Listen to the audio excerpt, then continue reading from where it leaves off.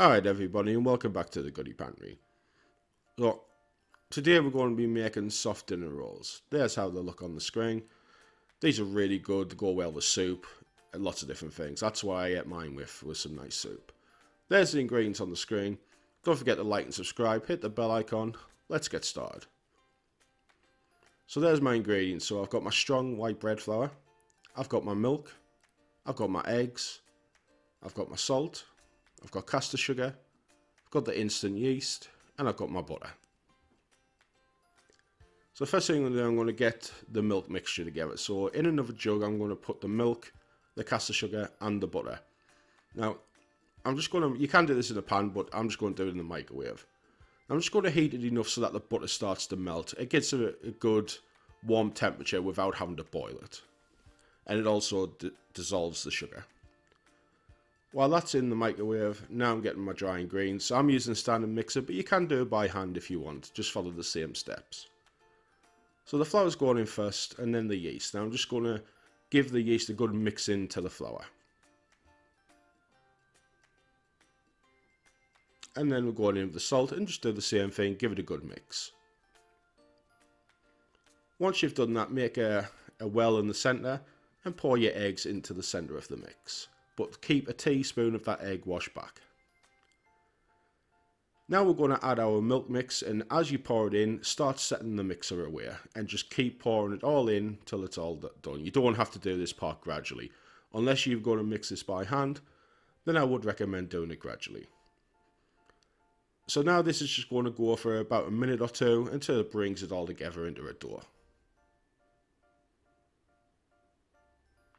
So there it is after 2.5 minutes. It's brought into a dough. So now I'm going to set my timer for 10 minutes, and that's how long we're going to need it. So that's what it's like after 10 minutes. So now I'm going to take this off, but I'm not going to transfer it to a different bowl because this needs to be kneaded again for this recipe. So I'm just going to leave it in the mixing bowl.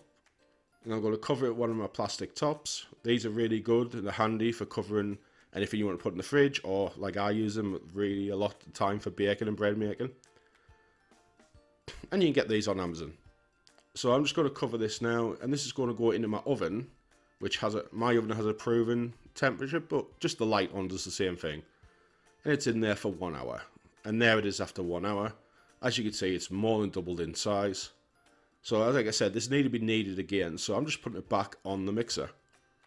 Set it away on a low speed. And as you see, it just brings it all back to a ball. And we're going to knead this again for another 3 to 5 minutes.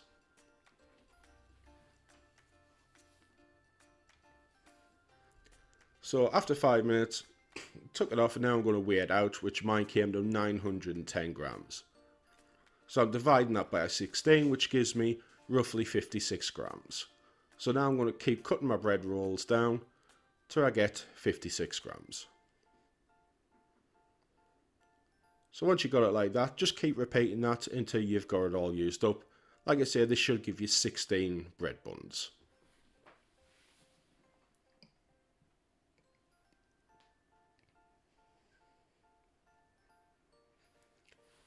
So there's all my 16 buns, so now I'm just going to shape them. So just place it onto a dry surface and let it roll around on the inside of your hand. Don't press down on it, otherwise it'll just go flat.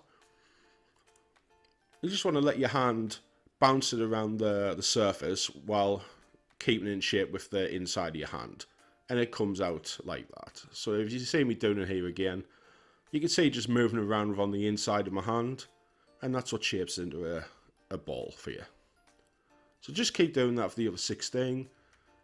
And now we're going to get them into our tray. So I've just lightly oiled this tray. And now I'm going to line them all up. Hopefully you've got a tray that allows 16. Unfortunately, this tray only got 15. But like me, if this happens, just pop the other one into an individual little ramekin or mold. It'll do the same job.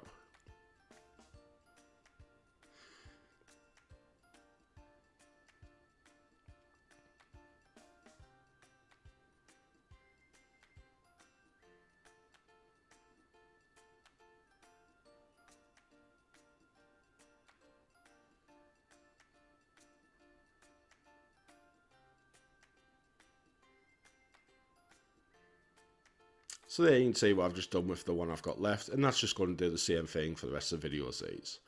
So I've got these covered now with a damp cloth, and it's back in to brew for another 40 minutes. And after 40 minutes, this is what they look like. Now as you see, they've more than doubled in size again, they've rose up quite nicely.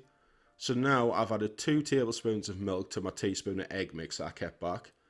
And now we're just going to egg wash the tops of the buns. Normally don't do this, but it works nice for these ones, because I'm going to put poppy seeds on top as well. So just give them all a good egg wash. And then with your poppy seeds, this part's optional, you don't have to use poppy seeds. But or you can, if you want to use a different, you could use sesame seeds, whichever one you want.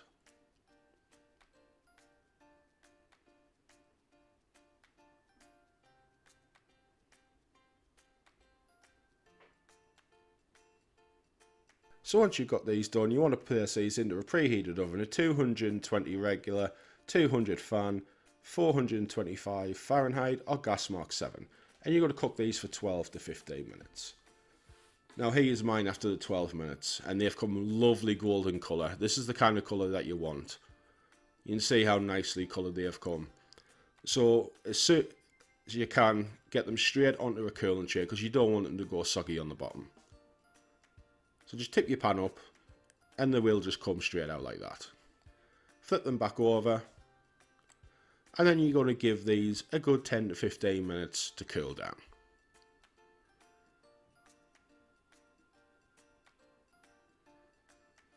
So there they are after 10 to 15 minutes. They're just slightly warm at this point. So just you can see how lovely and soft those are. Come up really nice, really fluffy. As I had these with some soup, really well. My wife had them just buttered. She liked it. They're great for all different kinds of things. I mean, you don't have to make them small like this if you want sandwich buns. You can use these as well and just make them a bit bigger. Get 8 out instead of 16, and you've got some great sandwich buns. Alright guys, thanks for watching this one. Hope you enjoyed it. If you make it, let me know how you got on. Don't forget, like and subscribe, hit the bell icon, and I will catch you next one. Thanks for watching.